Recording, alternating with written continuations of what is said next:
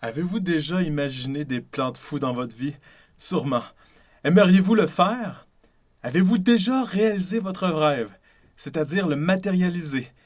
Si oui, vous avez sûrement constaté que le monde est plus complexe que ce que vous aviez dans votre tête. Et c'est pas grave. Il faut avoir des modèles, des simplifications si on veut commencer à quelque part.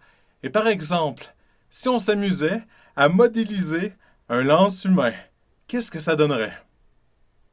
Modéliser, c'est utiliser les forces pour expliquer le mouvement, c'est-à-dire la dynamique d'un système. Or, il s'agit ici d'un mouvement harmonique simple. Le mouvement harmonique simple correspond à une projection sur un axe vertical d'un mouvement circulaire uniforme, MCU. Comme nous l'avions vu dans le cours de mécanique, l'oméga représentait à ce moment une vitesse angulaire, mais comme aujourd'hui on parle plus d'une vitesse angulaire sur un cercle trigonométrique, eh bien on va parler vraiment de oméga en lien avec la fréquence angulaire. D'après la loi de Hooke, la force de rappel exercée par un ressort est directement proportionnelle à son étirement. F de x est égal à moins kx. Moins pour dire que la force est dans le sens contraire de l'élongation du ressort. L'application de la deuxième loi de Newton sur le système bloc-ressort conduit à l'équation différentielle d'un mouvement harmonique simple. Ainsi, la somme des forces est égale à ma. Et lorsque la seule force est celle de Hooke, eh bien la somme des forces nous donne moins kx est égal à ma.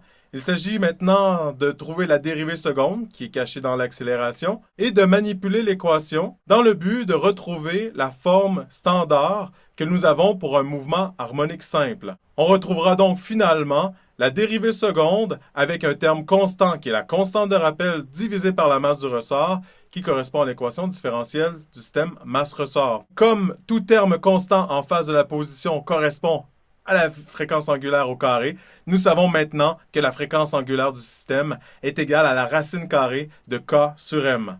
Si donc l'équation différentielle décrite par un mouvement harmonique simple d'un système masse-ressort, la masse étant m, k étant la constante de rappel du ressort, et donc en se rappelant que tout ce qui est en avant de la position en fonction du temps, c'est-à-dire x, correspond à la fréquence angulaire au carré, eh bien nous savons que la fréquence angulaire du système correspond à la racine carrée de k sur m. Ça nous permet de décrire un système comme par exemple un lance humain à grandeur nature.